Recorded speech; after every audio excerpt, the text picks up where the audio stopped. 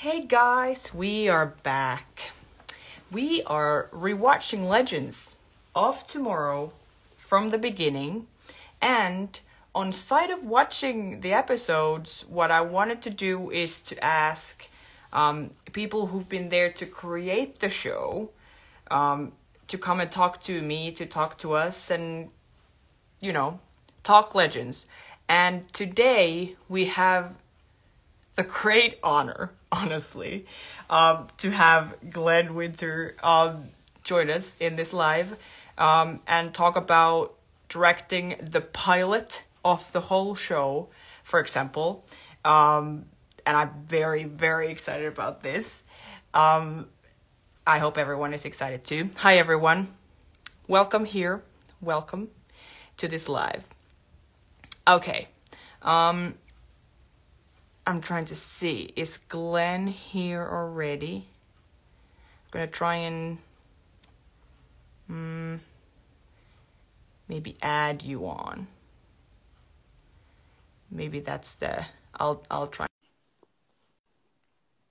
Instagram Live is always interesting with people joining and stuff.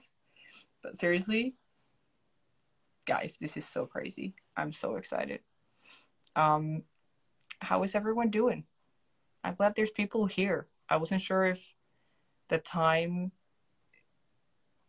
would work for people, but this works for me. So, good morning. Oh, people are up. This is exciting. Rodham is excited. Hi, Julia. Hi, James. Welcome to this live. And thanks, everyone, for sending in questions for Glenn. I had a lot of questions myself, and then I added everyone else's questions to the list as well. I'm wearing tighties today. I am. It's 1 p.m. in Mexico. Welcome, Mexico. Thanks for being here. James, you have COVID? I'm so sorry. That sucks, but I'm glad you're here. Hello. Hello, sir. Hi. Hi. How are you? You made it. I'm great. How are you? I made it. I was very. This is my first time I've joined. I watched a couple lives before, but I've never had to join, so I was on the edge of my seat. But you made it. I made don't know if my instructions help at all because I feel like there's just so much information. It's so good to meet you. Thank you so much for doing this. Thanks for having me, and thanks for everyone who's watching and for supporting the show for all these years. Honestly, we couldn't do it without you guys, like exclusively. It's the only reason we make these shows is for people to enjoy them and live them and love them. And first of all, I just want to thank all of you for all these years for supporting our beautiful little show that was the little engine that could for so long. So. Seriously, 7 seasons, even though I think we all think that it ended too soon, but still to have 7 seasons of this is amazing. It is totally amazing, and should have been more and could have been more, but yeah. And maybe there will be more. Who knows, right? We'll see. You guys pick up enough of a fuss. Happen, we're trying. Right? We are trying. And I'm very grateful for that, and lots of people are too. Yeah. It's been fun. I think that's the thing. It's been so fun for us to kind of get crazy and demand a proper ending. A grassroots movement, right? Yes, exactly. How are you? How is I'm your good. day has just started, right? Well, it's 11 o'clock. I just went for a little walk. I live in Vancouver, and I just 2 years ago I moved downtown by the water and nice. Renovated it. So I'm still just enjoying, because half the time my place is being renovated, half the time I've been away working on other shows. And so I'm just very much enjoying being home, and I love my city and I love my little place. And I'm just grateful to be able to spend time with friends and family. And I just came back about 2-3 weeks ago from doing the Winchester's pilot in New Orleans. And so that was 3 months of craziness, and so I'm still catching up on sleep, and one thing about going away and coming back is it always makes you appreciate where you live. So Yeah, true. But Yeah. do you usually work in Vancouver? But now this was in New Orleans, you said? This was, yeah, it's, you know what, in this, I've been very, very lucky in that I happen to live in a town where a lot of this stuff goes on. And Yeah. that is not always the case, right? Like often people don't get to work at home, and Yeah.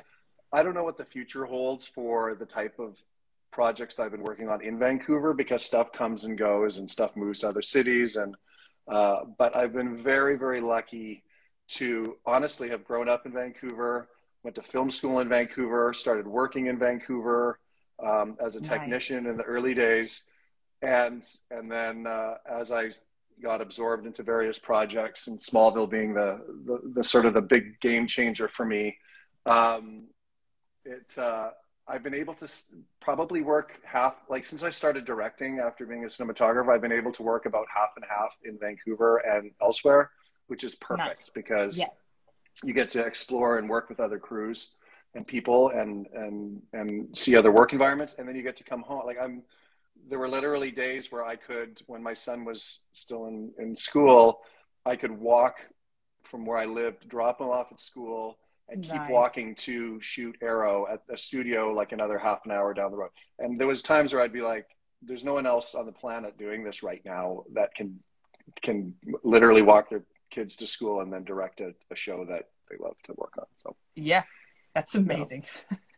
Yeah, it's been Uh, so, and so Vancouver. Yeah, Vancouver is, so it's about half and half right now. During COVID, it was all here. I was able to sort of stay, and yeah. luckily there was enough of Berlanti stuff going on here that I was able to keep working. But I'm always super grateful to live where I work, and if that changes in the future, I'm just grateful for having had it as long as I've had. So Yeah. Yeah. That's yeah, amazing. very, very Um, lucky. okay. Well, I have a bunch of questions Sure. uh, from me and from other people. Yeah. um, so should we just get going? Anything, any comments, any We're questions you want? I'm all open. I'm always so happy to talk about my job and the people I work with and the shows that I work on. good. So this is a real treat for me. Amazing. That's so cool. Okay. Well, first of all, can you tell people who don't know what you Hmm. actually do on Legends, or Sure. how would you tell people like what do you do for a living? Because you do a Okay. bunch Well, of it's a two different thing. I mean, Legends has been a separate section of my career in the sense of, so basically the, the, the brief thing is I started in this world that most of your friends and fellow Instagram fans follow. How I got sort of into that world was through Smallville. yeah, So I was a cinematographer in Vancouver. I always dreamt of being a cinematographer or a director. And when Smallville came up, it was honestly through circumstance. I had a friend who was the cinematographer on the first season. The show was immediately off the rails yeah. and out of control and over budget. And hi Grant, one of my best friends just joined the video from London. Wow, that's so Amazing. cool. Welcome. Uh, and he was actually in some of the earliest stuff I filmed at home. We would do a bunch of goofy movies, and Grant was That's in amazing. many of them. Anyway, I I worked, and then I ended up, to make a long story short, I was on Smallville for 10 years. It was an incredible, life-defining, changing experience. Had never really been, honestly, like a comic book avid follower. I mean, I was certainly, grew up in the 80s with Spielberg movies and science Yeah. fiction and Indiana Jones and horror movies and John Carpenter movies. And so I was very much a genre fan, but not specifically, Superman, superhero. And so Smallville, and the only reason I'm going back so far is that it really did lead to a chain of events that has changed my life. Mm. And one was obviously working full time on a hit series that was growing in popularity every year, and the other was like meeting people like Jeff Johns, who at the time was a very prolific comic book writer, still is, but had worked exclusively for DC Comics and then eventually Yeah. became the chief creative officer. So we collaborated on many episodes together. So we kind of started being considered a bit of a, you know, a twosome as far as like creating content. Great. But I was a cinematographer for the first 5 years of Smallville, and would shepherd directors, and we'd often have new directors or people who weren't as experienced. And then by the time I got to the 5th season, I was like, I think I would like to try this myself, to also just to be a more helpful cinematographer to directors, because it's a very immersive. So for people who don't understand like what a cinematographer versus a director does, basically, and it changes, the balance of this changes on show to show depending on the relationship and the experience of people in both jobs. But the cinematographer's is responsibility is to, you know, light the shot, help, compose the shots, be the go-between between the director and the camera department, and help kind of shepherd this vision of the director or the producers of the show. And that balance can change drastically depending on the experience of the director. Some directors want to talk straight to the camera operator and not even talk to the director of photography, and then the director of photography will just do the lighting.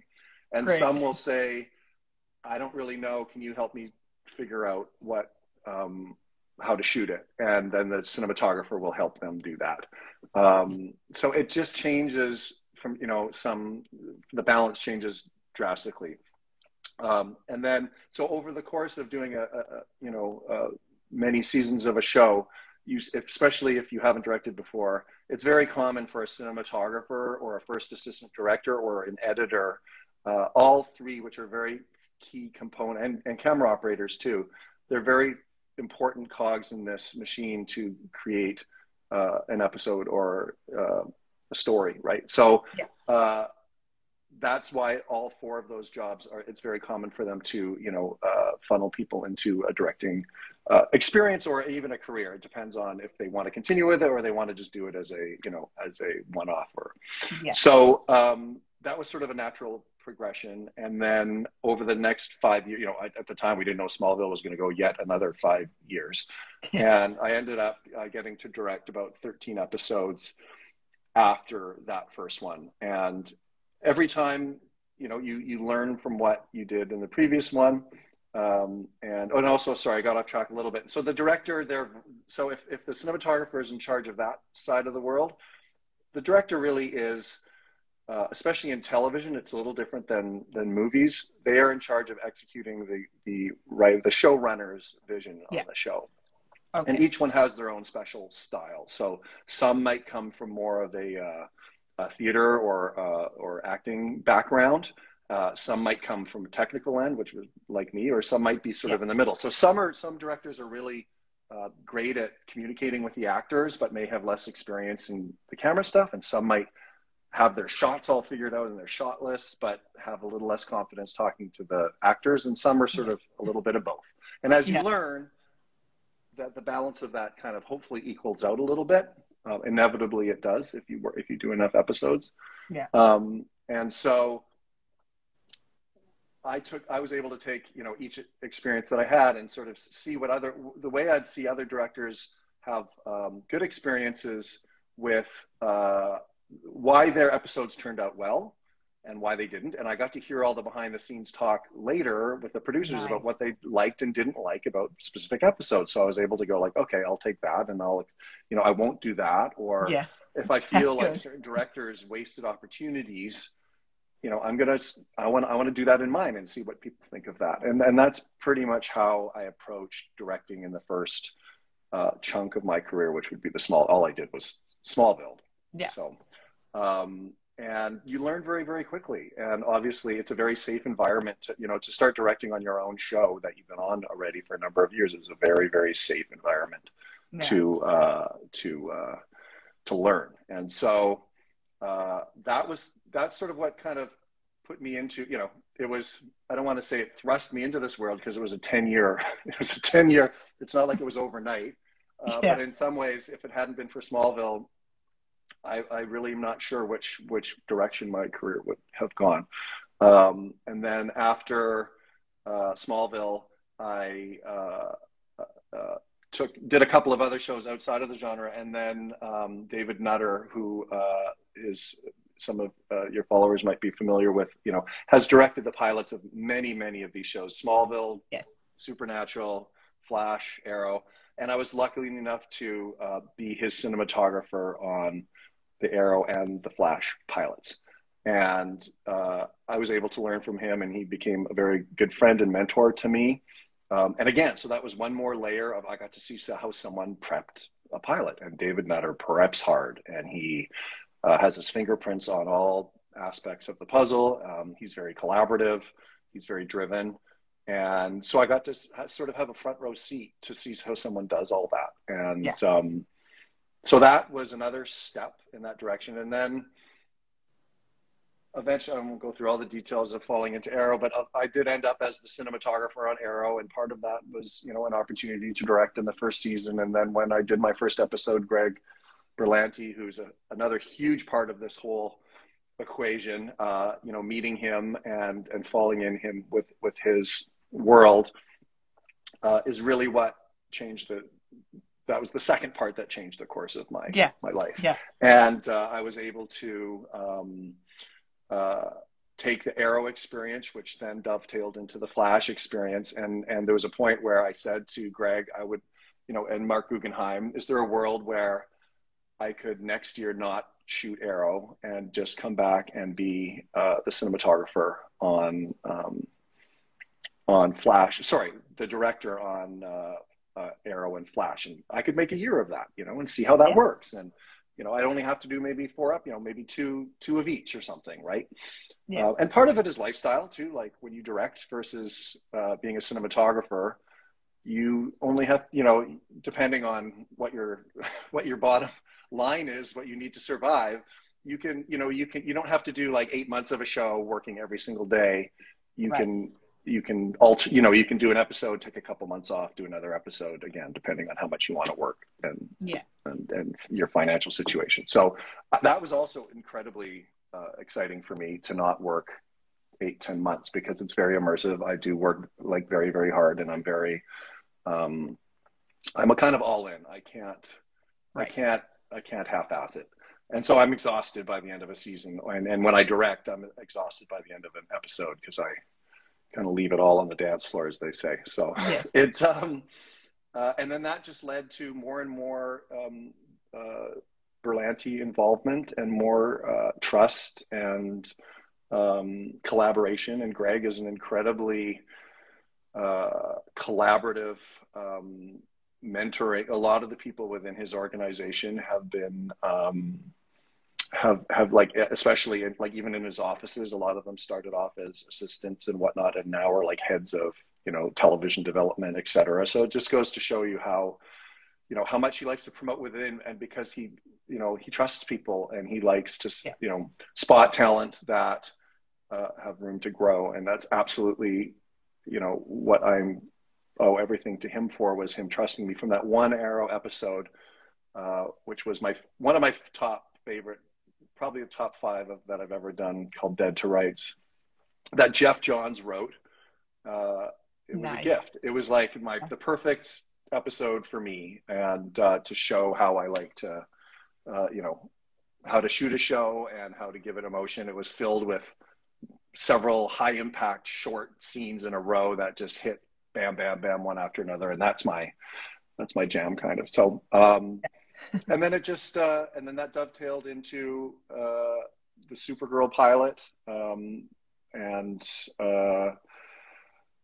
then it was around the time where I did the Supergirl pilot that Greg was just finishing up the Supergirl pilot, which was a huge deal for Greg to trust me with that too, because I'd never directed a pilot before, which is a whole other way of directing an episode. There's a whole, I mean, I can talk more at length about that later if people are interested, about what the difference is between doing a pilot versus a regular episode. But that's when the time that Legends came up, and they said, we're starting a new show in about 6 months, and we'd like you to direct the pilot of that. And I was like, oh my God, this is what a year.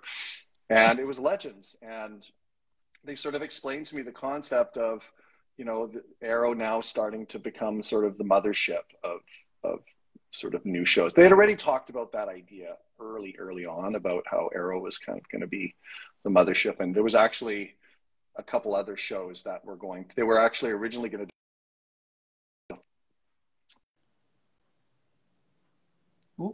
Oh, hang on. I think you're paused. We're back? Yes. Yeah. So way Is back. someone Yeah. calling you? No, no. I think it might have been my internet. Um, I think one thing you guys would be interested to know is way back around the time when before Legends, and actually maybe yes, after Supergirl, but before Legends, they were talking about doing a Hawkman spin-off show Right. of off of Arrow. It would have been off of Arrow, and they explained this concept to me that they were going to kind of like spokes on a wheel, like introduce new characters, and I was like, wow, that sounds really amazing. And so then that went away, and I think that morphed into Legends. Um, Right.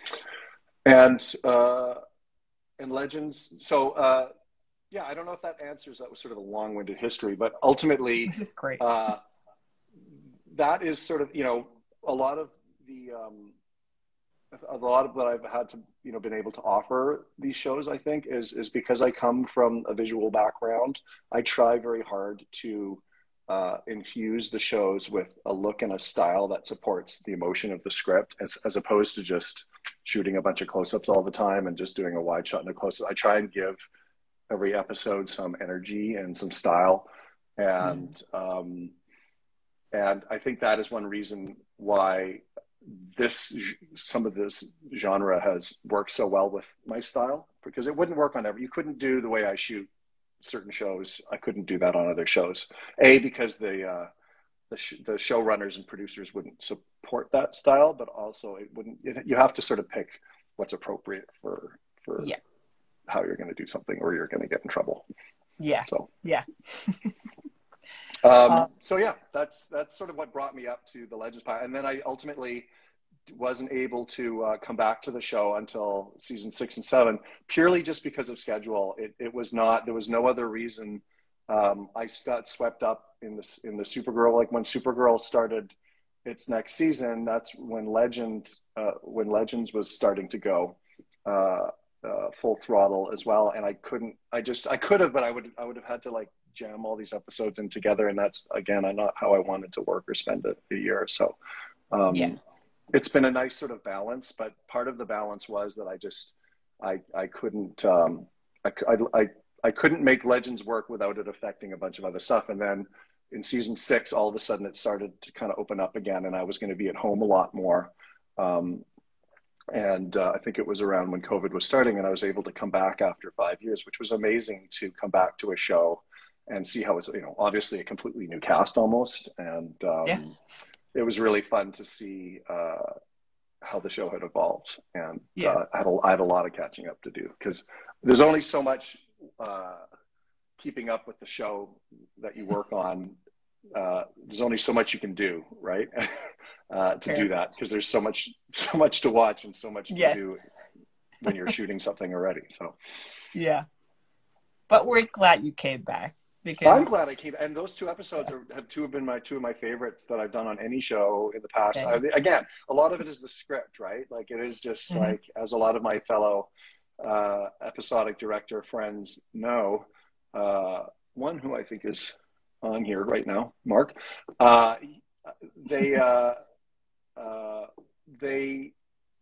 it's kind of a crapshoot sometimes. It depends on the script you get, and I've been really lucky. Like I've gotten a lot of, like, I would say 90% of the episodes I've gotten have had really, really strong scripts, and so anything you add to it is already sort of going to add to something that has a good foundation. And if the script is emotionally grounded and has like some thought into like the pacing of it already and how it's going to, it really makes, rather than you have to just try and infuse it with some artificial sometimes aspect of energy to it, it's a gift. And those 2 episodes were gifts. Like, and I thought after I did the back to the finale episode, which I loved the whole construction of it, then to get the war effort episode for the next season, I was just blown. I was like, wow, this is amazing. Two Oh my God, the Rosies.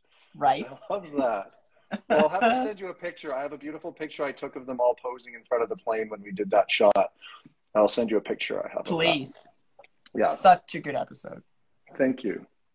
Hopefully that wasn't all too rambling, but that's sort of where I got. No, this is fantastic. Okay. I do want to say about like now that you went into these two like later episodes that you directed on Legends, I think it's especially in 707 with the roses. It's I when I was filming my reaction video to the episode, all I kept talking about, I was just like, the way this is filmed is just like insane. I had to like pause at some point of the video to be like, who directed this episode? Like that's the only episode so far that I'd be like pause in the middle and be like, wait, who has made this? Because I think it's very obvious that you are a cinematographer and that's the way that you like, I don't know, it's that episode especially, I think, is like filmed so well and the set was amazing and it was just... a lot of that, again, it's like, not to be repetitive, it comes to like the script, like, hey, I love a good montage. I don't know if everyone knows what a montage is, but yes. You know, I mean, watch Rocky IV again one day and it's all montages, right? So to be able to tell that story visually is like a director's dream because montages are like a blast. And then there's just, I love to do storytelling shots and setups where I don't have to, I just always start with trying not to put a cut in there. Obviously you always have to put edits in, but I start with how can I avoid doing that? And it just leads to a sequence that is going to be less like this. If you can try and combine them, even if it's just like combine two moments, like sometimes it's bigger, like you'll do, you know, maybe a 10, 20, 30-second, what we call a oneer. But for me, it's not, I wouldn't call it a oneer. It's more like, it's a storytelling shot. You're not using editing to tell the story, you're using the camera and the choreography. And that episode just lended itself to lots of that. There's some that just simply don't. And you have this beautiful canvas of, we happen to get a real bomber. Like that was an actual plane that the producers found that was in Edmonton, I think, or Manitoba somewhere. And they flew it over for the episode. We had a giant hangar, which is used in, you've seen it, I'm sure, a dozen times in Legends in various forms. That's, you know, in Vancouver. And had that not been possible, and we had to fake it and make a CGI plane or something, that would have been much more complicated and really restricted what I could do visually, because I couldn't obviously show the plane as much. I couldn't do as elaborate camera movement. But it's funny, I just watched, just to get ready for this, I watched actually all of the 4 Legends that I did in a row. And that was the first time I watched the pilot in probably 5 years. And it was fun to watch the progression, but also just you get so close to the episodes when you're shooting them, it's hard to have perspective. And sometimes you think something was great and it's not. And then sometimes it's vice versa. You're like, oh, that wasn't as bad as I remembered. And you start to just watch it and you let go of all the emotional attachment you have to it. And you're able to look at it as just, you know, an objective viewer who's invested in the story. And that was really fun to watch that. I would say that's my favorite of all 4, because it also had the most meaningful, impactful story and the statement it was making. And Liv was amazing in it. And and again, I have to shout out to Phil and his team of writers, Morgan, who I worked with closely on the last 2. They're just on fire. Like they're just on a roll. It is too bad that the series ended, because I feel like they were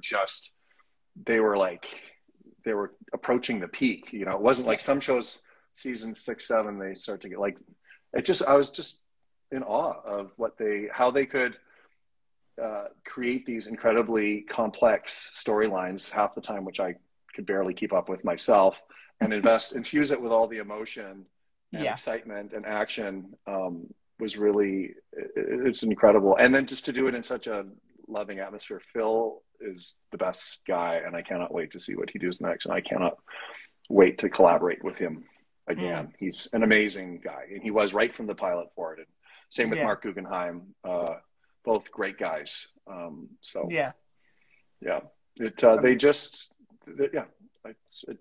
too bad, because I would say that the last 2 seasons were probably the 2 best seasons. So I agreed. Agreed. Yeah. Okay.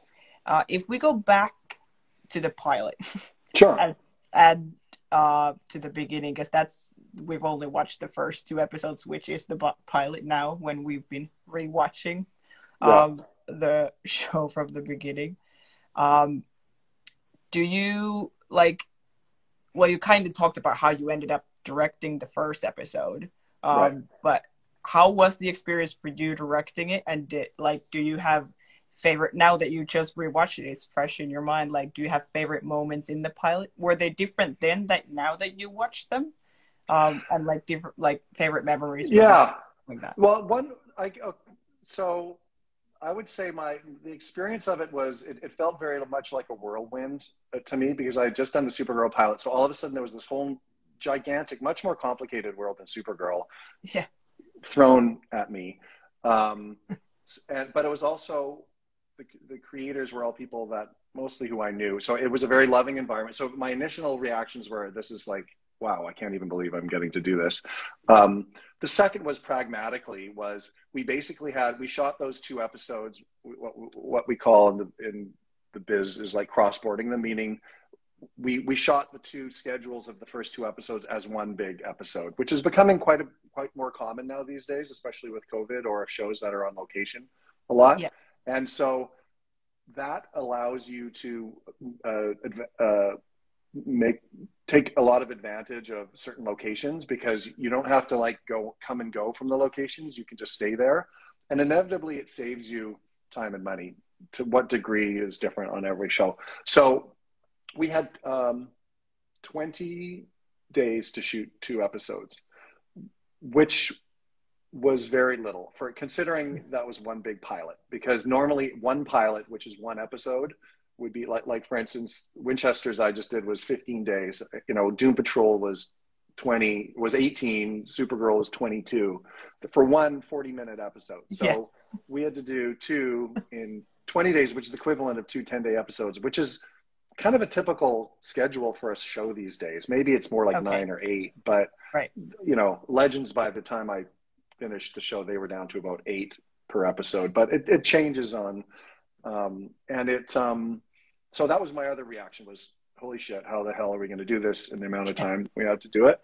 And it was just trying to figure out pragmatically how to like make, how you have 7, or you guys will know better than me how many leads we had, but it was like how to shoot it and get the coverage you needed with 7 actors, but also still give it that kind of energy I was telling you about with the camera. Yeah. And also how to, tell each of there's a lot of, I was blown away by how much storytelling there was in the first episode to set up this world. Like, I was like, Yeah. holy shit, this thing is like, bam, bam, bam, bam, bam, right? Setting up Dom and Wentworth and setting up the Hawks and I was kind of like shocked at how fast it moves and how, and that's part of the trade-off of a network show versus a streaming show is you only have 40 minutes. So often that pace is kind of a little much personally. I mean, I actually think in the pilot, it is a bit too much to be in hindsight, but there's no way around it. Like it's just how it works. It'd be nice to let it breathe a little. But it was that, and then it was, how to get the best of each character and how to, have the audience invested in a very short time in each character, and that you work very closely with the writers and the actors, and some are very, very, I remember the Hawks were very, took ownership of their characters immediately, very, very strongly, and having a lot of in-depth conversations about their characters with them. And then you have people like Victor Garber, who's, obviously the most seasoned actor of the bunch and is incredible feature film actor, joining this kind of ragtag team of hooligans, and to see him kind of let it go and have fun was really hilarious and fun. And and some of the actors like Brandon I knew from Arrow, I guess, and so it's to me right now, it's just, if there's 2 specific sections that stick out to me because they were so undoable. One was the scene where they land in the field and Kronos is there, and they have to go to battle, and we shot all of that stuff in one day, which is absurd. From the moment the ship landed to the moment the ship took off was one day, and we had a separate unit shooting the hawk fight over Yeah. there with their dad, and then we were shooting. So luckily we had two adjacent fields that had bushes between the two of them, so I could run back and forth. Oh my God. And I had an incredible first assistant director, Warren Hanna, who's also a very talented director, who actually was the associate producer in the subsequent couple seasons. And we just somehow, I don't know, like I remember just being like, I don't know how we're going to do this, but we're going to do it. And you just have to have a plan and a good shot list, and you have a team who's willing to, go to the mat to make it happen. So, and this Vancouver-based crew was incredible and remained to be right up to the end of the show. And so that day was insane. And the second one was where they're selling the big missile, the big auction for the missile. Oh yeah. That what's his name? The bad guy whose name I can't remember now. Savage was selling. So we did that whole sequence in 2 days. And so again, I know sometimes you don't have any perspective as like if you're not in the filming part of the biz, but how you can just answering one of the questions they're talking about Kronos being hit by the car. That shot was the shot where the Kronos. That shot was the sun was down. That was it. One sequence was done. I ran over to that, and they had the car set up, and I was like, okay, 3, 2, 1, boom, hit them good. Okay, good night.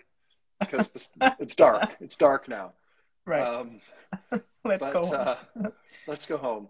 But it is like to do sequences that big, like on that first sequence would have taken easily like a week on a big movie, and the other sequence would have. They were incredibly complicated sequences with lots of people and lots of characters, and you might have noticed I like explosions, so I put I like to use practical explosions, and so and you can only do that if you have a team that is absolutely as dedicated as you are to getting the day. And so I couldn't have done it without that team. Was like, okay, boss, like, what do you want? Do you want to get so we can start setting up these explosions over here while we shoot this over here? You have to leapfrog constantly. If you finish a sequence and then go, okay, what are we doing next? Like, you're already late. You're done. The sun is set. So those two, as far as like just when I watch those shows, I go like, oh, those were like the most logistically complicated. The funnest sequence, I wouldn't call those fun because I was just like stressed. The funnest sequences was young Victor. Him seeing his young self was. I think there was when he breaks into the Wave Rider for the first time. Yes. And that actor was incredible, Vancouver-based actor who just looked and talked exactly like Victor. Yes. I just remember like just laughing, and part of it was just like a huge release for me because the show had been so tense and complicated that to just be able to laugh at something amazing on the screen that is happening in front of you that this actor has come up with, and to see him work with someone as as talented as Victor Garber. And just watching it yesterday, I was like, oh my God, this guy was so good. And it's so funny and sweet, and in some ways that makes this, I think, the second half of the pilot more enjoyable for me. But they're stuffed, like they're both stuffed with these insane sequences, and there's a point where when you're doing it, you have to be honest with the producers whether you can accomplish it, because if you don't finish a sequence, it's very expensive. So you're kind of putting your own like reputation on the line, and and sometimes you just have to go, yeah, I think I can do it, and you have to kind of go for it at some point, and that's super when it works. It's super fulfilling, and then when you have those amazing sequences with Stein and his younger self, like it's just wonderful. And so those are the three that stand out the most for me, because everything else was just kind of like fitting all these jigsaw pieces together, And the other was also just trying to figure out the cast and all their individual needs and quirks. And, it's the first time a bunch of people are kind of playing together, right? So you have to be very you have to pick up on the little cues that people, social cues that people give you about how to get the most out of one person or not, or if these two have chemistry or not, and all that kind of stuff. And a lot of that, you know, I was able to kind of walk away from after the pilot, and they had to figure that out this, which is kind of You're nice like, good sometimes when luck. you do a pilot. Yeah, you're like, um, and and there was like, I would hear, stuff later of, all what it took to make all that kind of stuff fit together. And it was like, Yeah, having been there at the beginning, it's great to go like, I think, this is something to keep an eye out for, or this, this work, this didn't. And then the show just has to basically run its course, and different directors need to try different things to get the most out of, you know, um, the cast, and also the dynamic between the writers and the directors, and the whole team, and how to make it work for the money that they have. yep, And you learn, it's just learning all the time. And by that time I came back, like, man, it was all figured out. But a lot of the cast had changed, and I think that's important on a show like that, to have the yeah, cast yeah, evolve, right? yeah, So yeah, um, so it was an absolute pleasure to come back and see that dynamic. And I loved, I loved the first cast, and I loved the second cast even more. I mean, I think Katie's the only one, and Dom wasn't even there in the last one, but mm, it was great to see them again. And Katie's a great leader, and I'd known her, like, I'd done some um, really involved episodes with Katie on Arrow, right? So yes, uh, we already had kind of a bit of a history together. So, and Brendan too, so that was really nice. yeah. That's so cool. That was one of the most asked. I got like 5 different people asking the same question, which was like, what was the difference between shooting the first episode and then coming back like so many years later? Like, what are the biggest differences in, I don't know, because I think even Well, just the show itself has changed so much. yeah. Well, tonally, the show changed a lot after I left the pilot. Like, even though it was already bonkers, Hmm. all these different, they did the puppets, and they did the, Yeah, it was already like clear that it was going in that kind of like zany direction. But I hadn't actually experienced that yet personally. So by the time yeah, I got there, I mean, that concept was already 4 years old by the time I came back to the show. So that yeah, was new to me, but not new to you guys. yeah, But I loved, I don't know. I mean, a lot of it is just because of the cast. It's just like, Tala playing two characters. I hmm, was kind of like, I had a lot of catching up to do. I'll just put it that yeah, way. And I had to sort of figure out um, what, they all seemed very much, I would say too, like each of the characters seemed to be much more invested in each other, which obviously would be the case, versus in the yeah. pilot, but that's just simply because the pilot, they were coming They're together all for the new. first Yeah, time.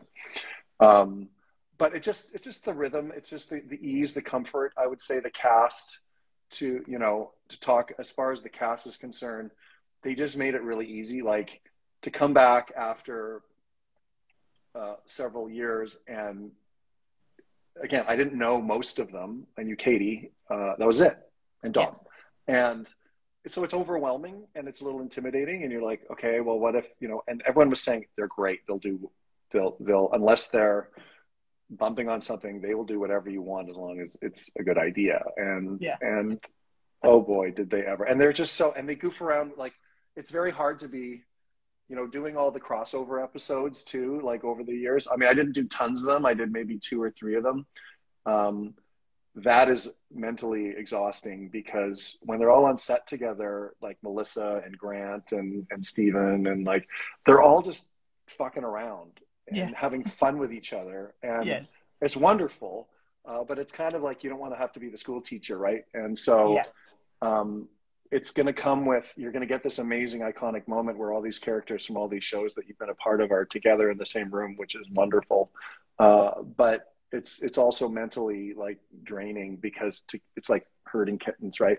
And yeah, so by the time I came back to Legends, I had sort of experienced that a few times already on all the crossovers. So you want to, you don't want to work, you don't want to fight that energy, because that is also, these actors are there every single day, right? yes, They're most of them anyway, and so you don't want to take the fun out of it for them. So if they're screwing, but they're also professional that they can like, you know, it's like buffoonery, action, boom, they're in it, right? Yeah. And you just kind of gotta, if you try and fight that, you're gonna like suppress the spark in them, and also like uh, they need to have fun too, and they Mm-hmm. have so much fun together. Yeah. And so that is, and they're genuinely hilarious. Like if I can take that part of my brain that is not stressed with having to get the scene and actually just enjoy them, which maybe Yeah. can happen 20% of the time, it's Yeah. hilarious, right? Like to hear the little off, you know, and Yeah. some of the like Nick is hilarious. He's like Mm-hmm. super dry, very wry, Yeah. uh, talented. Like they've all got this amazing inherent, some more than others, but this inherent comedic Yeah.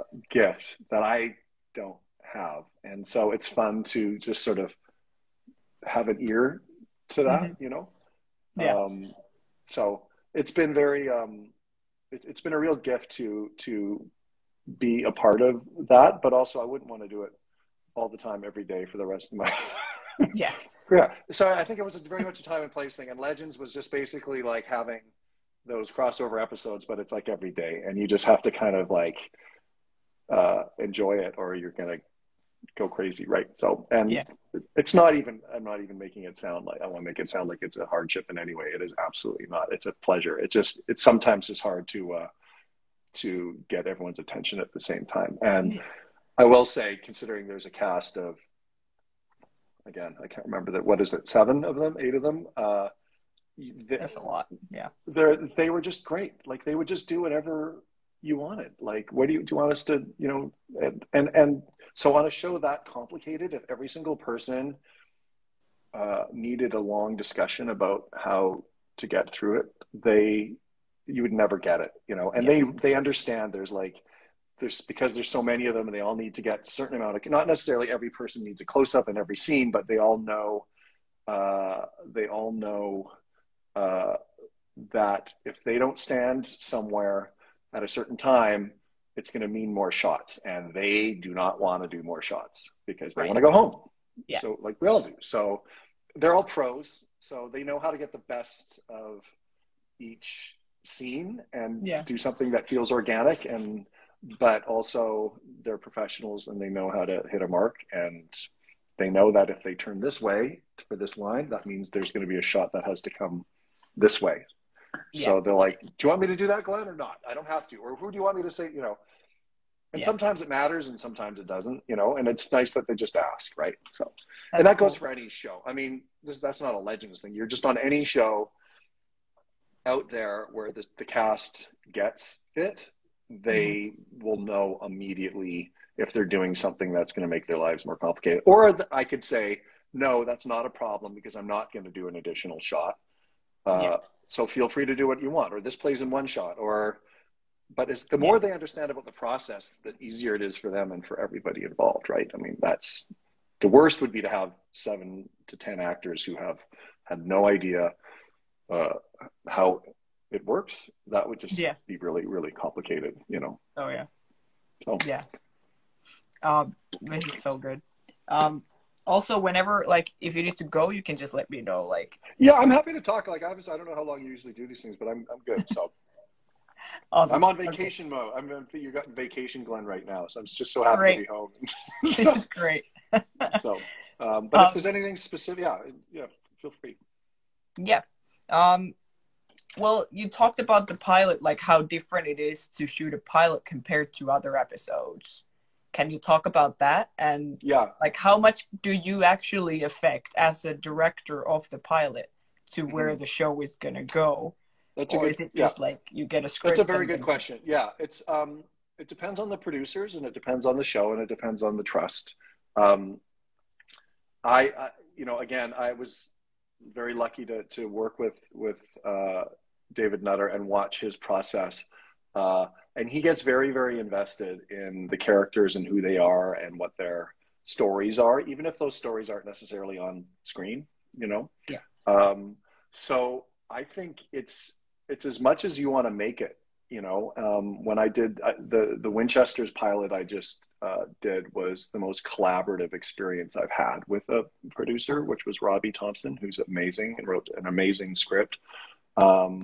And that was really, really fun because I was super, like, I felt there was so much collaboration. I felt very sort of empowered to comment on the narrative and the characters. And that's not to say I wasn't on any of these other shows. It's just the way the script development process went on Winchester. So, but I would say that you have to always keep in mind the intentions of the showrunners, the people who create the shows, and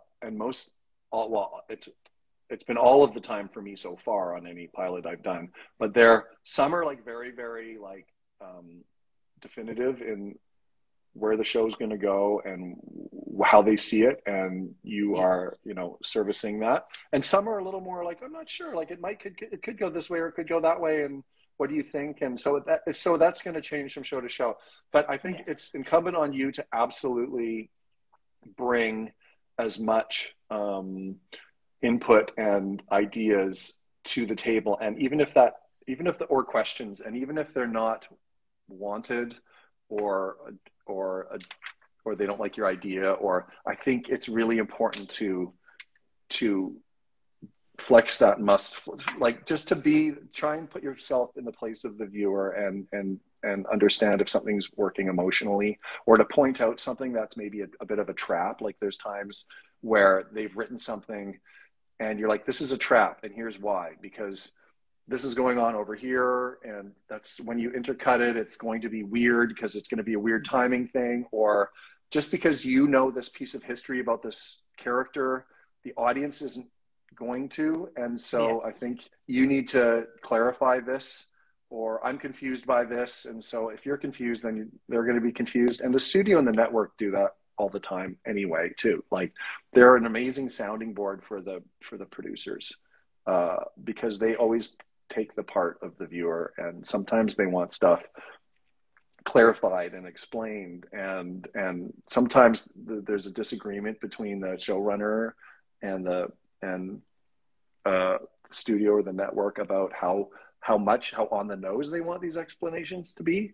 That's a very, very common situation. But however that ends up, it's a very important for the showrunner and the director to heed those questions, because if it's at least asking, it's an itch that needs to be scratched in some regard, because if there's no question, then there isn't. If there's a question, it means something needs to be addressed, whether it needs to be addressed literally versus touched at and we can figure it out later in the series. That's a very, very common situation. It's like, how much do we set up all these characters in the pilot now versus the series? So that's a big part of all of this, is like, do we, and in the pilot I just did, there were certain characters that were maybe in there that we decided there wasn't space in this pilot to have them. So Robbie decided to possibly have them come later or not at all. Like it all changes after the pilot and they get the initial feedback sometimes, or there's characters that are introduced that aren't a fan, the fans, they do listen to the fan reactions, not all the time for everything as far as like how it's going to drive the story, but certainly for like relationships and chemistry. They have hopes for that these people are going to become a couple and they're not, or then there's two other characters that have this amazing chemistry with each other and they're like, oh my God, we're going to write for these two, because they're so great on screen together. So all those questions, so just to go back to the pilot part, these are all things that are brought up, and as a director, it's really incumbent on you to try and like address as many of these questions and set it up as to take the position of the viewer as much as possible, to have some objectivity for the showrunner to move ahead. And also sometimes it's just like, can we actually afford to do this in the right way? And if not, should we try to do something else? Like just to raise those questions, or to say like, I think I could really do an amazing sequence if we built this and this and it won't cost so much to do this, is that worth it, et cetera, et Yeah. cetera. So Yeah. So sometimes you have to be the bad cop, you know, and say, I don't, as much as we love this sequence, I don't think we have time or money to shoot it. And I worry it'll be cut out of the show, you know? Yeah. So do we want to go down this road? But most, you know, most of the time it's being an ally and a friend and you know, a collaborator and a filmmaker for them. So, and, you know, typically a pilot will have more resources than a series too. So you have a little more money to play with and a little more time depending on the pilot. So yeah, yeah, that's cool. I think one of the fan questions was that when you were filming like the beginning, did you have any idea like what the show would become and how much it means to people now, or like no, you hope Yeah. it was like, again, I think this show really this idea of stuff just randomly happening and these crazy sort of non-linear psychedelic experiences was, I think the show was kind of ahead of its time a little bit. Like, again, I don't think as much in the pilot. I think later in those episodes I was referencing in the first season, I think now that's less surprising to people because there are these shows that, like, I think Doom definitely has a psychedelic edge to it. Yeah. Umbrella Academy, like those kind of shows Yeah. where anything kind of goes. People weren't really doing that when Legends started. Mm-hmm. And that's a kudos to Mark and to Phil for having that idea.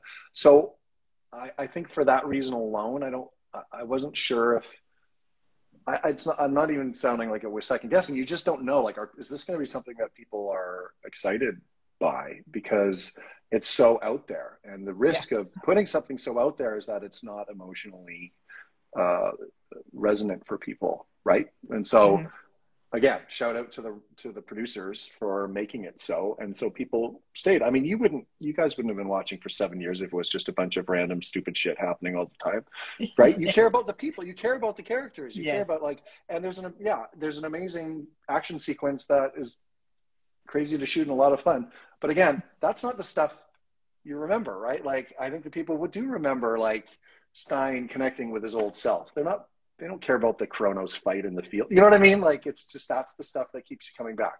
And those are the moments, you know, again, like in the back to the finale thing, like all those little character moments, the stuff between Jess and Katie, and all that fun, hilarious, you know, there's action in there, but that's not the rewatchable stuff per se, right? Yeah. So, but it is cool in between. It is. No, you got to have both. Like, yes. I mean, the audience has an expectation of a balance of a show, and even though I think they always come back for the character stuff. If it's all that all the time, that doesn't work for this genre too. It just makes it a different show. And like, even back when Smallville started, like, having, as the seasons inevitably do and they go on, they have less money to do stuff.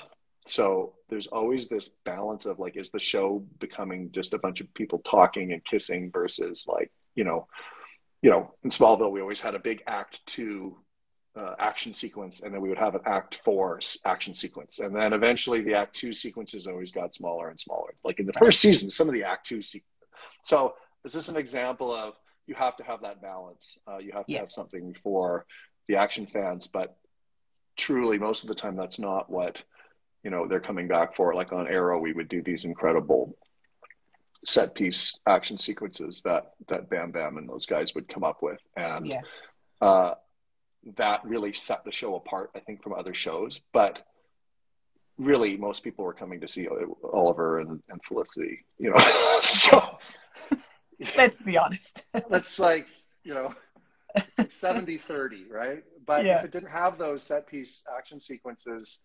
it would not be, you know, it would be a soap opera, right? So it's a balance. It's a very, very important balance. Yeah. Well, you mentioned the stuff in the Back to the Finale episode with Jess and Katie, and I had a lot of questions from Avalanche fans Mhm. about that episode because it is a huge episode for Mhm. those two characters. Like, what was it like for you? I think that was one of the fan questions. Like, about Did the Katie improvise or yeah? yes, yeah, So the proposal that's stuff. so it was. I had a rough idea how I wanted to start and end the scene, and this is very time. This is very much where how your job as a director kind of can work as far as like sometimes you literally handhold everyone through a whole sequence and say, you know, this is how I see it, and unless someone has an issue, you do it. Sometimes you go in and it's like, I don't really have any ideas. Let's just see what happens, and you fully surrender. Um, at which I've learned to do. I didn't used to be so good at that, but I'm learning to do that more, and it always turns out to be awesome. Yeah, And then there's the sequences where it's kind of a little bit of both, and that's probably the most frequent scenario. So that sequence, I knew I wanted it to end with, you know, the beautiful like fireworks, and I want it to be, you know, super romantic, but also epic yes, at the same time. But I yes, wanted it to start very intimately and have it grow. So, and I had a few ideas, like I had a few ideas how I wanted to do that with like the dumpster exploding, and then, but the actual like moment where it happened, uh, Kate, it was Katie's idea to have it on a piece of paper. That was yes, not it. That was not in the script. yeah. They've So said that at some point. have That's they? so Yeah, cute. and it was like, oh my god, this is amazing. Of course, like, and it made it beautiful and sweet and a little dorky in the sweetest way, Yeah, um, and they were just like, but another like, this is the filmmaking practical part of it. It was fucking cold that night. It was yes, freezing, and so Katie had to crouch down on this, you know, and thank God it wasn't pouring rain, but it fair. was like everyone, and it was the last thing of the night, and we just wanted to get out of there. And so again, it comes down to, okay, what's the simplest way to do this? And it was not a scene that I was going to do anything not simple anyway, because it's about the two of them and Yeah, all of Jess's reactions and everybody watching. You know, that's the scene. Like yeah, everything else is window dressing. yeah, Um, so it evolved very, you know, I had this rough idea that I wanted them walking at, you know, as the denouement to the episode of them walking away, and then this proposal kind of coming from out of nowhere and everyone going, oh my God, what's happening? That's the joy of it. Watching Jess react. Is this happening right now? Um, and I would say the other probably improvised part, I think it was the way that Jess reacted, where she just said yes right away. Like there was no pause or no, like she just, it was so her, right? Because she's got yeah. this goofy, sweet, I love Jess. She's, I mean, if we He's talk at great. some point about who my favorites are, she's like up there. Um, Spoiler. and Yeah. she's just so smart and funny. And anyway, He's great. um, so it just came together pretty organically, pretty quickly. But it was, my memory of it was being like, it was really cold, honestly. And they wanted to, like, they were, again, testament to the actors, uh, powering through this incredibly emotional, cathartic scene for the whole series, and be, having this intimacy. You know, again, that's them. That's not me. That's, you know, I Mhm. didn't have to say much. They were fully engaged in the scene, and they love each other in real life. They love each other, so that's on the page, right? So, Yeah, yeah. yeah, And it did look so cold. I think that's like what I kept talking could you about the tell? most when I You was could watching tell. it, because you can see like their breath, obviously, because yeah, Yeah, yeah. and then you can see them like trying to, or I don't know. I was like, Yeah, it just looks like it's so cold, but yeah. this is great. But But I'm it kind just of bad. plays with the cold. Like it's kind of funny too. Like in hindsight, it kind of works for the scene too, because they're like, okay, I'm going to do this now. We're doing okay. We're doing this now, but it's freezing out. Okay, but let's just Yeah, do it, right? yeah, And that's just luck and time and yeah. weather, right? So So good. Such a good scene. Such a great episode that was. yeah, it was super fun. That was a hard one to sort of figure out, having sort of parachuted in after a few years. And not only was I like not caught up on everything, but it's also like half of the episode is connected to an episode from the end of last Yes. season, and how to make all the pieces that I didn't direct, and how to Yeah. make it feel like it was part of it. It was really fun. It was very challenging. Yeah. Um, and everyone did really well sort of keeping track of everything. We had one, there was one little funny side thing. We had there's a scene where Katie's at the bar talking to what's her name? Spooner. uh, With Seth. yeah, Spooner, yeah. Mm. And we shot half the sequence without Katie's nose ring in it, and they had, and it's supposed to be cut directly at the end to the David Bowie thing. So we were like, oh my God, like what? Because there had been some mix up with the script supervisor and the makeup people, and this stuff happens, right? Right. And Katie realized, Katie didn't even remember that she was supposed to put her thing. It just happened because it's a whirlwind, right? Yeah. And they were able to. Then we decided to, okay, well, we just got to keep going, and we'll CG in the nose ring on her shots, and we were able to. That's sort of one of the tricky things. Like, if it had been any other episode, we could have just said, okay, she's not wearing a nose ring in the scene. Yeah. But because it ties in directly to the finale. Yes. For this one episode, that didn't work. It's a very stressful little mini moment in that episode. But there was a lot of that, trying to keep track of different things in that episode. And it was fun. It was a challenge, but it was fun to have something that's a little bit of a puzzle. You know what I mean? Yeah. Whereas the following season was much more sort of linear and. Okay. Yeah. But this one did work really well, I think, with the finale. Like, watching it was like, okay, good. I don't know. I think it worked really well. It was so cool. Good. Okay, then you kind of mentioned this. This was one of the questions. My laptop just died, so all the questions are gone. But I think we're pretty much done with the questions that I wrote down. But your favorite characters or characters to direct or work with or to watch or, Yeah, I would say most of that is from the later. I don't think I had any. I think Victor Garber in the first season was the funnest. Yes. That whole dynamic was the most sort of enjoyable aspect of the pilot, and him dealing with his old self, and his relationship with Firestorm, whose name I can't remember. Mm-hmm. Yeah, and he was amazing too. So those two, that dynamic, because they're such an odd couple, was really, really fun. But I would say the difference between then and then teleporting ahead to the end, I don't know if I could even choose, because they were all so lovely. I found Nick sort of, I think, the funniest, his stuff, and Jess. I think Nick and Jess were kind of the funnest to watch in the last two.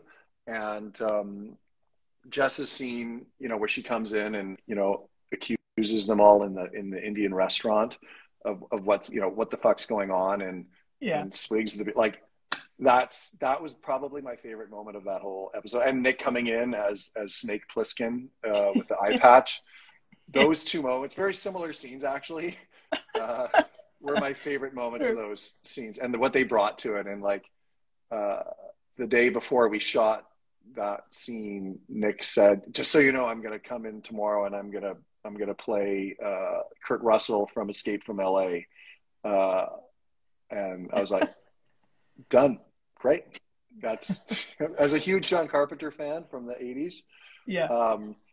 And he just, and again, like, what show?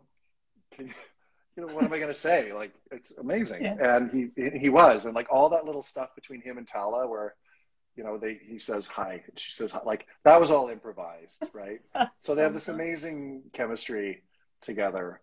And so I love that element of the show. So I would say those two, as far as like just actually having so much fun watching them. But everyone brings something to. I mean, I could say a favorite moment from all. Obviously, Liv's performance in the war effort one is beautiful and grounded and sweet. And Gary, what's his name, as Adam, who plays Gary, like super, like they're all. I mean, I know it just sounds like you're saying, oh, they're all the best, but they all really do have this incredibly sweet, and Katie, the way she's able to go back and forth from like, super serious to like, the wisecracking leader of the group. Like they're all amazing. And it was fun to watch Tala, as I mentioned earlier, play these two different characters. Like when I first saw her, I was like, what is going on here? Like, when I had having been away for a bit, Yeah. it was really fun to see what she was bringing, and I was like, God, you guys got to explain this to me. There, what are they going? Where does she live? She lives in a um, In a so totem. in a totem, like Sure.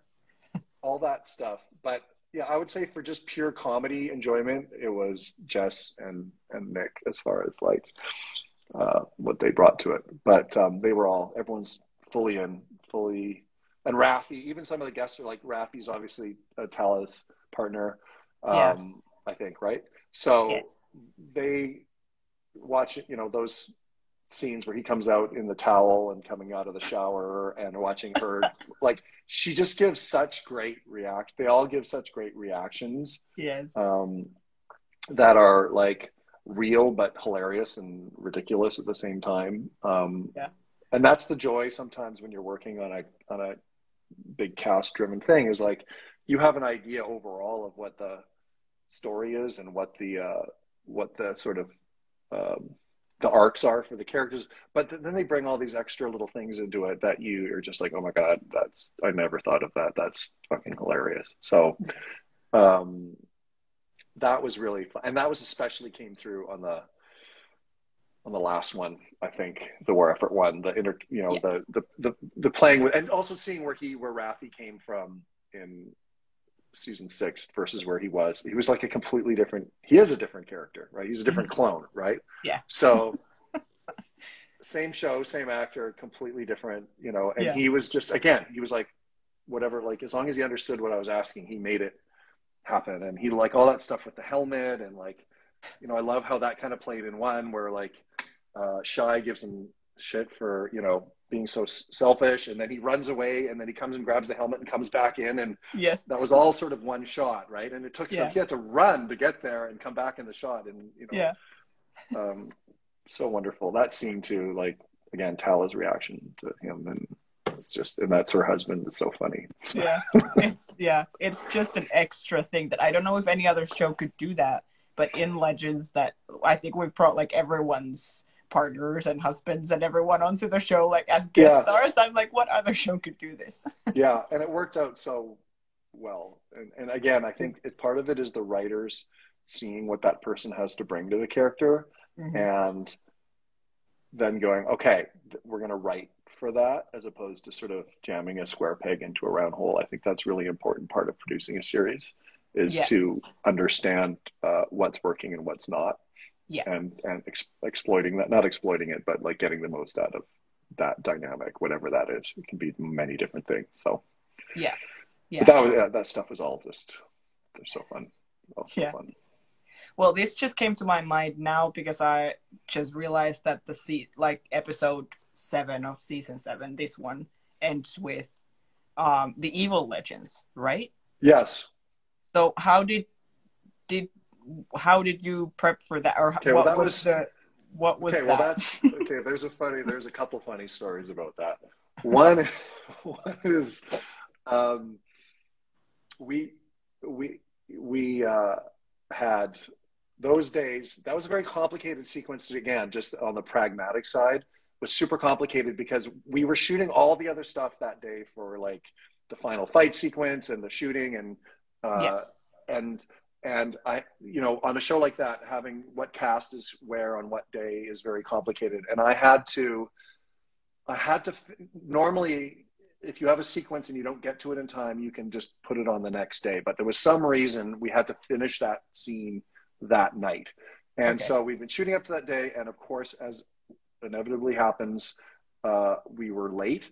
And all of a sudden, we were up against, we can't go over 13 hours. And I had to do that, which is one shot. That's an example of like a storytelling shot, right? Like I wanted to tell the story that they're all like, that all the soldiers were actually the evil legends. Yeah. And I had that whole design, but they all had to get quickly changed into their new outfits, which were all these tactical gears and everything. And so normally that takes a really long time. So you would have something else to go shoot and say, okay, well, then we'll come back. And by the time we come back, they'll be ready and we can shoot it. But this was like, oh my God, we're screwed. We have to shoot this within 45 minutes. And it was an amazing moment for me because on any other show, to get 7 actors suited up in tactical gear would have been impossible if they didn't have and so all these guys were just like, yeah, let's do it, let's go. And they were all getting changed right on set. And the props guys were like scrambling to get, they were suiting up, strapping stuff on, and they were lighting for night because we had been day up to this moment, and now they had to change to night light. There was a lot that had to happen in 45 minutes. And I knew if I could get it, like, I knew it's just one shot, so I knew we could get it, but it had to be, whether we were going to go over this 13-hour mark that we weren't allowed to cross. So that was sort of a wonderful moment in itself to just execute that. They understood the problem and they all made it happen, which on other shows, even if it was just 2 actors, would have probably not happened. So that's a testament to them. And then I sometimes on these moments, you have a fairly big moment for the show where you realize you haven't discussed this with the producers until the moment that you're shooting it. Right. And I was like, oh my God, how do they talk? Like, how do they, what's their, like, and this is on me. Like, this is, so any of you directors out there, don't make this, you gotta like spot, this is a trap. This is also like something I was saying earlier. You gotta like, what is the dynamic? What's their attitude? What is their vernacular? How do they talk? What's their inflection? Blah, blah, blah. Yeah. And I realized in that moment, it's like, I didn't even realize it until we were like rolling that I hadn't really discussed how they talked. And so everyone's come, it's been this amazing moment. Everyone's scrambling to get it done. It's like 5 minutes left. We're going to wrap, and we roll, and it's a very complicated camera move. And then Spooner, what's her name? Who plays Spooner? It was amazing. So, Lisa, who's wonderful, starts talking like a pirate. And she's like, whatever her line was, out of the side, kind of out of the corner of her mouth. And I'm like, what did I, and they all start doing these sort of super kind of a little bit campy voices. And I'm like, oh my God. And I turned to the writer who is there, who is wonderful. And I was like, oh my God, did you just, am I missing something? Like, was this discussed ahead of time? Are we pirates now? Are we? Yeah. And she was like, well, no, we sort of said they would sort of have a kind of a heightened voice, but not too crazy or whatever. And I was like, I just, like, I don't know if this works. Like, and it was, I don't even know if it was the voice as much as like she was doing something out of the corner of her mouth and kind of something. Yeah.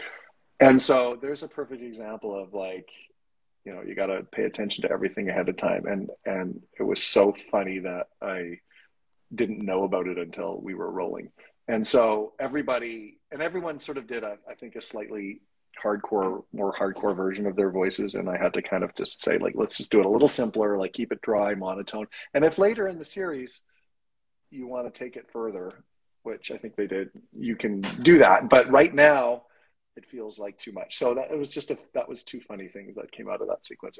But again, everyone came together, and then we did like 3 or 4 takes, and we might have, gone right up to the edge of the time, but we got it. And it was just so like thrilling to see this amazing sort of sequence with a bunch of reveals that, everyone was able to hit their marks perfectly. And it was super dynamic and fun. And also just in the nick of time, it made it very exciting. When I watched that, I could feel it when I watched it last night. I felt my chest tightening just watching that. Watching that sequence. 1 minute left. Shout out, yeah, and that happens a lot in this biz. Like you end up getting right up against the wall where they won't let you go past a certain time, and you have to get something, and everything has to work. And if it doesn't, there's no going back. And so that was an awesome moment. So yeah, and thanks to the cast. It was all the cast that made that happen. Yeah, so good, so fun. Great. Okay, I think I had a few questions here, like sent to me in the question box. One was, this is more like a technical question. Mm-hmm. Do you draw or map out the camera positions for sets when prepping an episode? It depends on the show. I used to do it a lot more. like in my early days of Smallville, I would do these diagrams with a bunch of arrows, and a lot of people do that still to this day. There's some incredible software out there now that allows you to do that really easily. I used to do it with a pen and paper, Yeah. and still do. And that's a great way to communicate to the cinematographer and the first assistant director about how many different angles you want. And I think I would say some of the directors that have less experience in the shot making part of it tend to do that more because it helps them see the world and Yeah. and and and same with storyboarding as well, where you're literally drawing each panel, right? Like how you see the movie, the shot. Yeah. I do that for complicated like action sequences or Right. visual effects sequences to communicate how complicated a setup. Like this is a CG spaceship. The spaceship's in this corner. It's going to fly through around and do that. That's all storyboarded. So at the end of Yeah. the end of the finale, or sorry, at the end of back to the finale, all that sequence where they're running and the explosions and the monsters are chasing them, that was all Yes. storyboarded from beginning to end. Right. As was actually, I don't know if I storyboarded the end of at the end of I think I did the end of the war effort one again, Yeah. just to sort of show everyone what I have planned, and so people can Right. say, is this is this a real spaceship? Is this a CG spaceship? So the answer is yes. We do usually for more complicated sequences. It's up to each director as to how much they want to do that, because it gives them. I find that I do it less because by the time we shoot, I've kind of memorized everything I want to do. Yeah. I I don't need it, but the process of doing it is more helpful to me than having it on set. Meaning, it's the first time when you sit down with a storyboard artist and you go, I want to do this, this, and this. You actually it forces you to engage and plan. And then if you hadn't done that process, you wouldn't. Even if I don't use the storyboards on set when I do it, I just doing the shot, having to articulate to the storyboard artist what the shots are is very, very helpful. And I would highly recommend it for any director, no matter how experienced they are, because that is the biggest advantage of doing that kind of stuff. Yeah. Amazing. A good question. Very good question. Another question was like, what are your favorite aspects of the different roles that you've done, like directing, producing, sure, cinematography? All these. Like, what are your favorite things about each? I would say when I was, and I haven't really worked exclusively as a cinematographer in the past 5 years, but what I loved about it the most was when I had a director that I was collaborating with who really knew what they wanted and had a specific vision. I loved helping them execute it, and obviously lighting is also really fun and creative. But I really liked sort of the collaborative part of cinematography. As far as a producer and a director, I would say again, it's the same kind of vibe, but it's actually doing the same thing, but for the showrunner or the producer. It's like executing their vision. Once again, it's a different way than I would with a cinematographer. But I, especially again, coming off this Winchester's pilot, collaborating with Robbie was for me the highlight of the show. And almost equal is, especially on a pilot, is having a new cast where they're working for the first time. Some of them often new, but helping an actor find their characters for the first time, and them trusting you and you trusting them, but also being like open to like say like, I don't know what this, how do you think you would act in the sequence? And when you find that sort of synergy and you find that moment that and you come and often we will rehearse ahead of shooting. Like on a pilot, we will rehearse often some scenes on the weekends before we start shooting in a boardroom at a hotel or something. That is like, it's incredible when it starts to come together and you see these theoretical characters that you've only seen on a page for the first time actually speaking the words for the first time together. Is pretty thrilling. at a close third to all of that, I love that. I love the logistical challenges of figuring out a sequence that is on paper undoable in a day and figuring out a way to do it, like that sequence I told you about earlier. Yeah. I love that. I love having a plan, figuring out what will and won't work, and then figuring out a way I do a lot of what's called block shooting, which is where I shoot everything in one direction first, and then I'll shoot everything in the other direction after that. Okay. So you have to be super organized as far as like, you cannot leave this direction because once you turn around, they're going to light for this direction and you can't go back. Yeah. Yeah.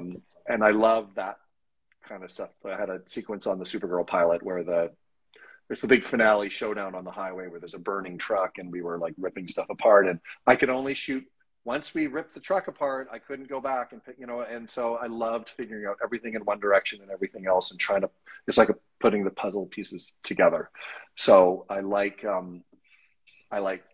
that kind of logistical challenge as well. Amazing.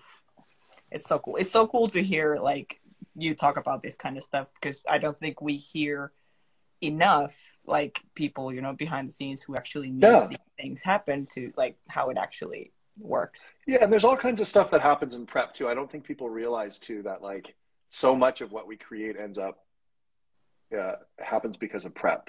Prep is everything to a show like this. It's where I talk to the producers and the writers about how they see the show, what's important. We do all kinds of meetings with all the department heads, and we talk about ideas for set design and lighting and what can we do and what can we fake, and like, hey, I know this scene was written to be like, in a field, but what if it was at a loading dock, because we're already shooting a scene in this building and we have 4 hours in our day.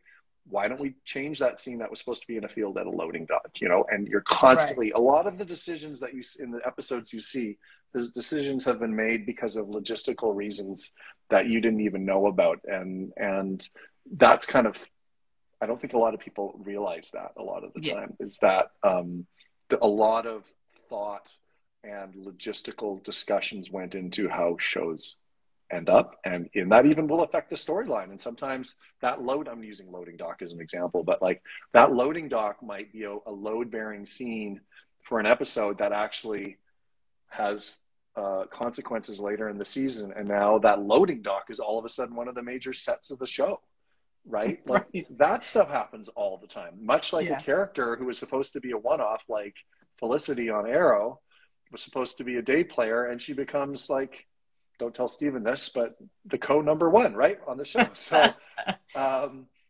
yes, just kidding, Steven. But that's just sort of the stuff that happens, right? That is just kind of the sort of alchemy that makes these shows really kind of interesting. And that's not obviously just in these types of shows, that the genre shows, it happens on all kinds of shows. But I think on shows with a lot of moving parts, where there is a lot of locations and a lot of storylines, it tends to be more common because you have to move the pieces around to make it work logistically. And that sort of becomes embedded in the narrative of the story too, right? Yeah. Yeah. So, yeah, that's cool. Yeah. Okay. I think we can wrap up. I have a few questions I'm trying to think of. Do you have have you watched all of Legends? Because you said that at some point, or are there stuff sure I have. Sure you have.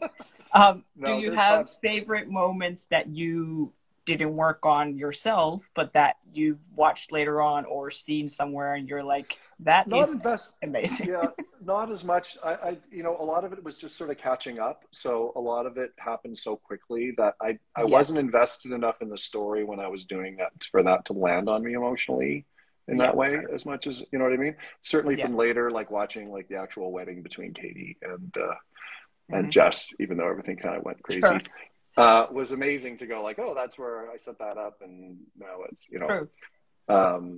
but I can't think of anything specifically. Most of them were just like fun sort of moments between the characters that I had maybe not known much about at the beginning because I'd only done them, and then they actually become more fully formed. That's always really very sweet. Yeah. But I would like, I mean, obviously, like, I mean, it's an interesting question about like watching the shows. Like when you do this many shows, as far as like whether you're doing the pilot or not, it is very, very hard to keep up with Keep up. the, Yeah. and also you're trying to watch, like you're trying to stay current on other shows too, you know, to have Yeah. to be able to reference them. And also just as a, obviously I'm a viewer and I like Yeah. watching TV shows.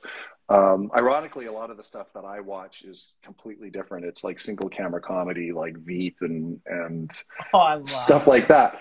And yeah. so that's not actually stuff I don't think I would actually be super great at directing, but that's the stuff I actually love. I don't watch Yeah. a lot of like I don't watch, you know, Game of Thrones. Like I watch the first season, but I don't keep up with. I don't a lot of the big sort of epic stuff. I don't watch a lot of the Marvel stuff.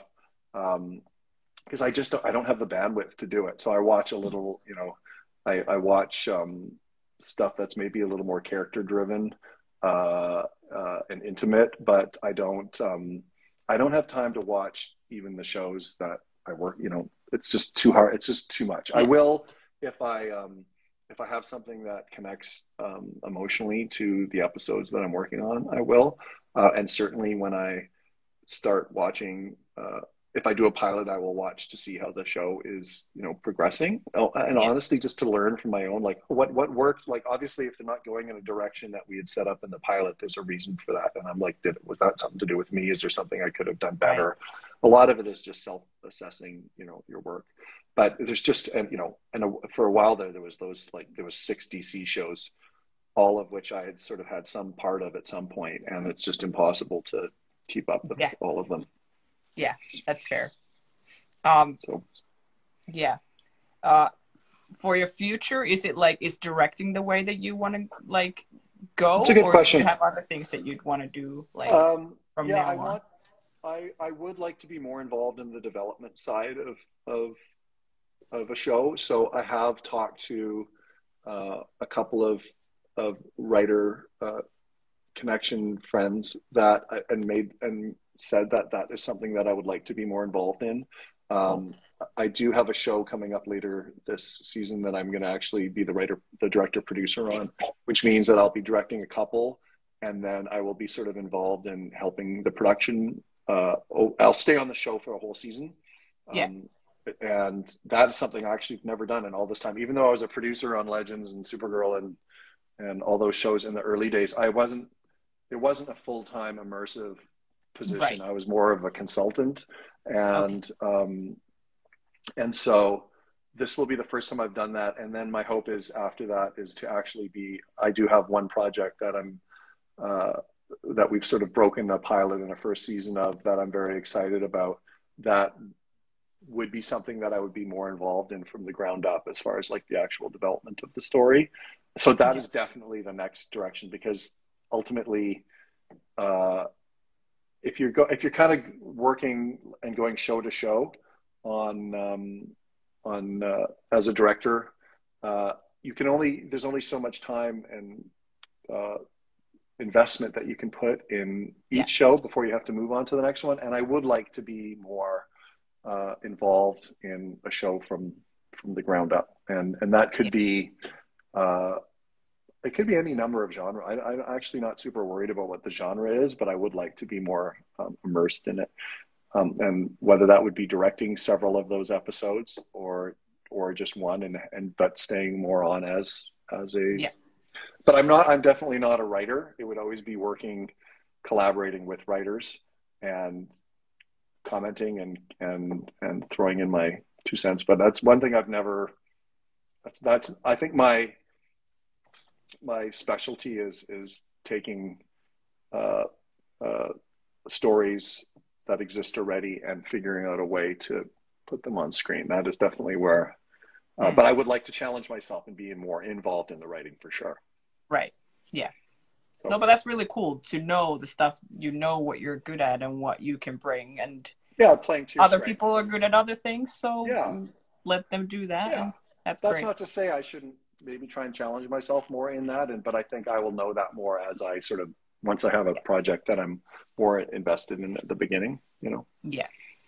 Fair. um, I think it's always good to evolve for sure. And that's why this project later this year is exciting to me too, because it's something, like I said, I've never had like an Yeah. everyday, like for several months kind of job where I'm, and also like Yeah. producing with other people directing is going to be weird for me because we all like to get our hands in there and to Yeah. sort of just step back um, and be a, you know, because I've had other people do that for me where I've been on a show and the producer director feels a bit weird because they're like, I know you're fine with this. I don't know. I know you don't need my help, but I'm here if you need me. And there's this very like respectful distance, but trying to Yeah. be supportive Yeah. situation. And I just, when I did a Stargirl last season, one of my very dear friends, Andy, who's the producer director on Stargirl, Yeah.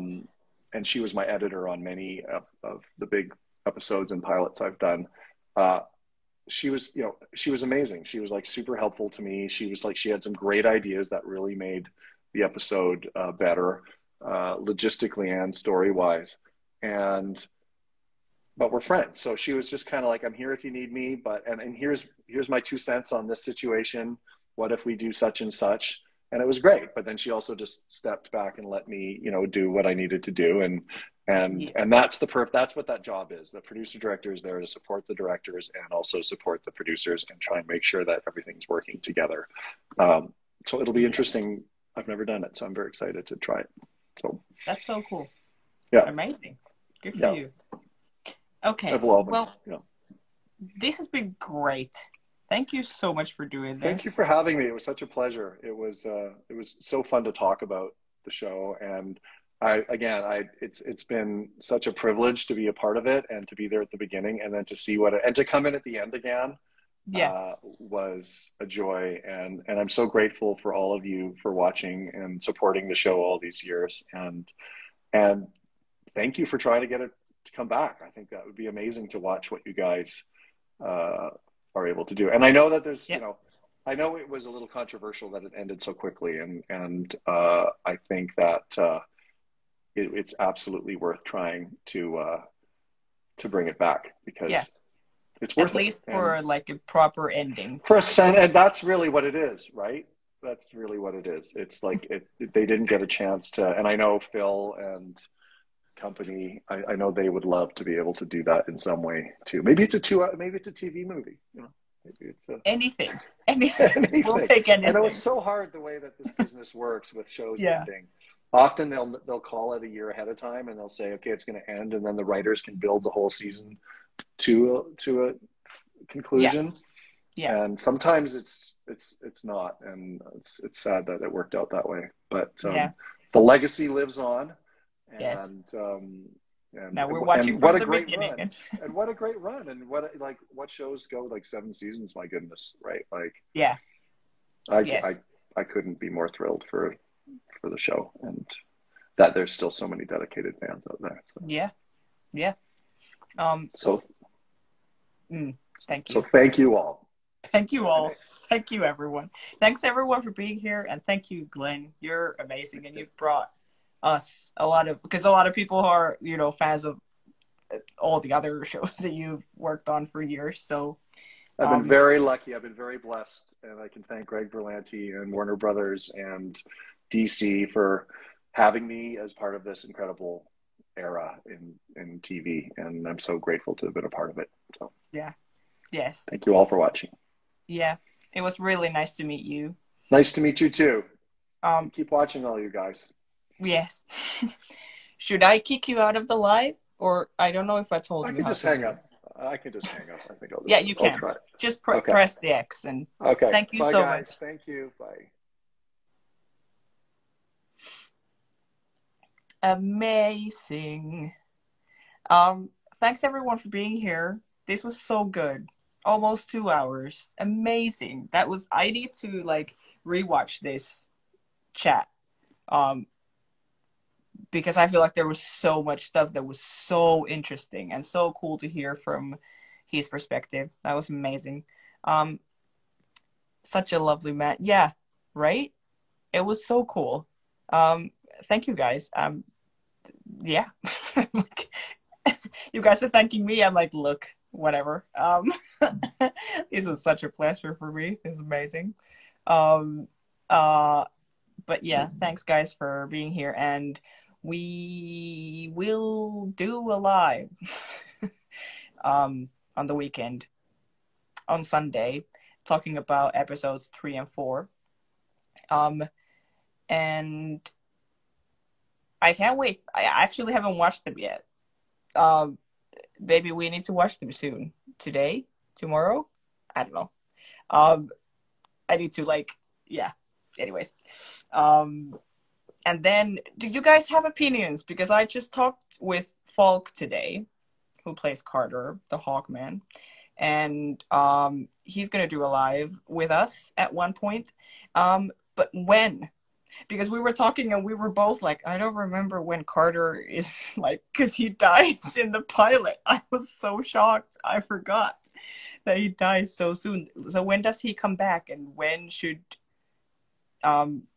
we do a live with him? I probably can't attend the next one, but I'll rewatch for sure. Yeah. It's okay. There's going to be a lot of lives. There's no way that everyone can make all the lives, but anyways, but we could talk about this Carter situation. The third to last episode, I think. Yeah, that's because we were on Zoom, and I was like, I think it's episode 14 when he comes back. He was like, I don't know, maybe it's 13. I'm like, I don't know. I will let you know. So I think then it would make sense to have him come and talk about his experience on the show.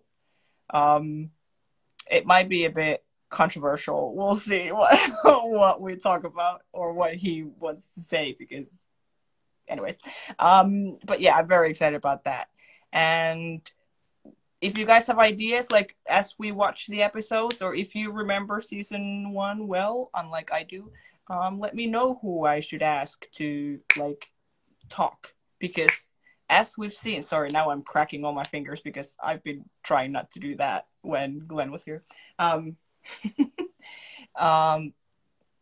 yeah, because I feel like it's so obvious that a lot of people who worked on Legends love talking about it, and they loved their jobs and loved what they were doing and loved what the show was, so they love talking about it. So I would love to talk to people about it.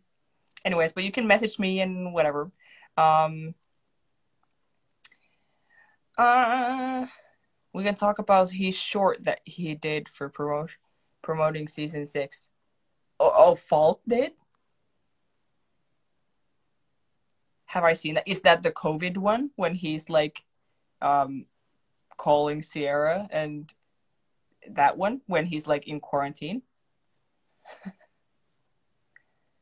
I think Alive When Carter Returns. Yes. I'm back. Had a situation that had to leave.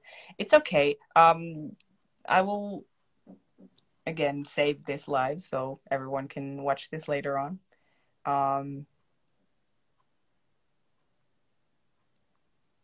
So keen he's so glad he's keen to do a live with us. Yeah, he was really keen, and he said that he can talk about whatever I want to talk about. He just said that he's gonna be honest about everything. I'm like, you know what, great.